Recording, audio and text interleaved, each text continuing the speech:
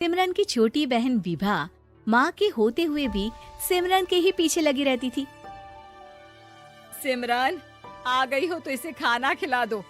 बोल रही है तुम जब तक नहीं खाओगी ये भी नहीं खाएगी। क्या है विभा, तुम खा लिया करो ना, मुझे ऑफिस से आने में देर हो जाती है। और कोई छोटी बच्ची तो हो नहीं तुम जो खाना भी नहीं खाती हो कि दीदी आएगी तो ही खाऊंगी। हाँ हाँ, छोटी बच्ची ही समझ लो। और एक बात, जब आपको पता है कि मैं आपके बिना नहीं खाती हूँ तो रोज रोज क्यों बोलती हो? अरे क्या है ये, दोनों बहनें कम माँ बेटी ज्यादा लगती हो। अरे दीदी की शादी हो जाएगी तब क्या करेगी बोल? जब होगी तब की तब देखेंगे। मैं तो दीदी के साथ ही रहूंगी हमेशा। दोनों की शादी ऐसे घर में कर देंगे जहाँ दो भाई हो। खैर, मामला आया गया हो जाता है। एक दिन सिमरन के पापा जब घर आते हैं, तुम लोगों के लिए अच्छी खबर है। वर्मा जी है ना मेरे दोस्त, उन्होंने सिमरन बेटी के लिए रिश्ता बताया है। बहुत अच्छा लड़का है, सिमरन को भी पसंद कर लिया है और कल वो लोग आ रहे हैं सिमरन को देखने अपने घर। सिद्धांत अपने माता पिता के साथ सिमरन को देखने आता है। उसे सिमरन अच्छी लगती है और शादी तय हो जाती है।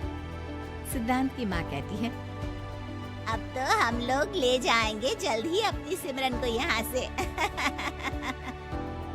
अरे हाँ हाँ, क्यों नहीं, आपकी ही है अब तो हमारी बेटी। दूर खड़ी विभा सब सुन रही होती है। अब तो दीदी की शादी हो जाएगी, फिर तो वो चली जाएंगी। दीदी के बिना मैं कैसे रहूंगी? कुछ न कुछ तो करना ही होगा जिससे दीदी की शादी ही ना हो। सभी के जाने के बाद क्या शादी के बाद दीदी हम लोगों के साथ नहीं रहेंगी? अरे नहीं तो फिर क्यों रहेगी, शादी हो जाएगी तो अपने घर चली जाएगी ना। तो मैं भी जाऊंगी उनके साथ, मेरा भी सामान पैक कर देना। अरे कैसे बात कर रही हो विभा, दीदी के ससुराल छोटी बहन नहीं जाती। हाँ, कभी कभी जाकर मिलाना और रोज फोन पर भी बात कर लेना, ठीक है? नहीं पापा, आप तो जानते हैं मैं दीदी के बिना खाना भी नहीं खाती, ना ही मुझे उनके बिना नींद आती है। सिमरन बहन की बात सुनकर इमोशनल हो जाती है। अगले दिन से विभा खाना खाना छोड़ देती है। लोगों के लाख समझाने के बाद भी विभा ना खाती है ना ही सोती है। अंत में हार मानकर सिमरन सिद्धांत से मिलती है। सिद्धांत, मेरे मम्मी पापा ने बचपन से ही विभा और मुझे साथ रखा। वो मुझसे बहुत जुड़ी है। मुझे उसकी टेंशन रहेगी शादी के बाद, क्योंकि वो मेरे बिना नहीं रह सकती है। अरे ये तो छोटी सी बात है, वो हम लोगों के साथ हमारे घर में रह सकती है। जब उसकी अकल आ जाएगी या वो समझ जाएगी कि तुम्हारा घर वो नहीं बल्कि ये है, तो हम उसे घर छोड़ाएंगे, ठीक है? सिमरन खुश हो जाती है क्योंकि वो यही चाहती थी। वो माँ पिता से बात कर लेती है। अरे कैसी बात कर रही हो सिमरन, भला बेटी के ससुराल में हम छोटी बहन को कैसे भेज दे? जमाना क्या कहेगा? अरे तो पागल हो गया है, मना कर दे। इस शादी में इन लोगों का तो ये चलता ही रहेगा। कभी बहन यहाँ आ रही है, कभी वो बहन के पास जा रही है। अरे शादी हो रही है, कोई मजाक थोड़ी ना हो रहा है ना बाबा ना। माँ कैसी बात कर रही हो? सिमरन से मैं जुड़ाव महसूस कर रहा हूँ और इतनी सी बात के लिए इतनी अच्छी लड़की को कैसे छोड़ सकता हूँ? सिद्धांत की भी जिद होती है कि वो सिर्फ सिमरन से ही शादी करेगा, और होता भी वैसा ही है। सिद्धांत और सिमरन की शादी हो जाती है और दहेज में आ जाती है विभा। शादी के बाद बुआ सास कहती है, अरे माँ ना, सालिया दिघर वाली होती है, लेकिन ये क्या, तुम तो उसे घर ही ले आए। तभी चाची कहती है, सिद्धांत को तो हम लोगों ने सीधा समझा था, लेकिन सबसे तेज तो यही निकला।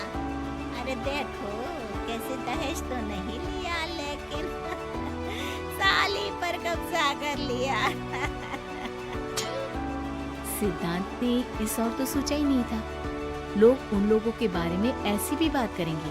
वो वहाँ से चला जाता है और चुपचाप अपने कमरे में लेट जाता है। क्या हुआ सिद्धांत, तुम अचानक से परेशान हो गए, कोई बात है क्या? अरे नहीं, वो थक गया था ना, शादी की सारी तैयारी और रस्मों के बीच सोच रहा हूँ थोड़ा आराम कर लूँ। हाँ ठीक है, आप लेट जाइए, मैं विभा का बेड लगा देती हूँ जमीन पर। क्या वो यहाँ सोएगी? हाँ बताया तो था कि उसे नींद नहीं आती मेरे बिना। तो तुम आराम से लेटो ऊपर, हम लोग नीचे बिछा लेते हैं। अरे नहीं नहीं, तुम दोनों आराम से लेटो ऊपर, मैं माँ पापा के रूम में जा रहा हूँ। सिद्धांत वहाँ से दूसरे कमरे में चला जाता है, जहाँ सिद्धांत के पिता उससे कहते हैं, क्या बात है बेटा, तू उस कमरे में क्यों नहीं सो रहा? बहू से लड़ाई हो गई है क्या शादी के पहले दिन ही? अब नहीं पापा, वो दोनों बहनों को बात करनी थी और मुझे नींद आ रही है, तो मैं यहाँ सोने चला आया। अगले दिन सिद्धांत तैयार होकर ऑफिस जाता है। ऑफिस में लंच के वक्त दोस्त कहता है, क्या बात है सिद्धांत, इतना सारा खाना एक ही दिन में? हाँ यार, वो सिमरन को खाना बनाने का शौक है तो उसी ने बनाया है। यार हम लोगों की तो सिर्फ एक ही बीवी है, इसकी तो दो है ना। सिद्धांत को गुस्सा आ जाता है। कैसी बात कर रहा है तू? अरे तू तो भाग्यशाली है जो बीवी के साथ साथ साली भी आ गई। अरे साली लोगों की तो आधी घरवाली होती है, तुझे तो पूरी की पूरी मिल गई। सिद्धांत का पारा अब 7वें आसमान में पहुंच जाता है। वो खड़ा होकर उस लड़के से लड़ने लगता है। हाँ, मेरी शादी में मेरी बीवी के साथ मेरी साली भी आई है, ये सच है, लेकिन सिर्फ कुछ समय के लिए, क्योंकि उसने सिमरन को बचपन से ही माँ की तरह देखा और यूं अचानक वो सिमरन से अलग नहीं रह सकती थी। इसलिए सोचो, अगर मेरी बीवी उसके लिए माँ का स्थान रखती है तो मेरा दर्जा क्या हुआ?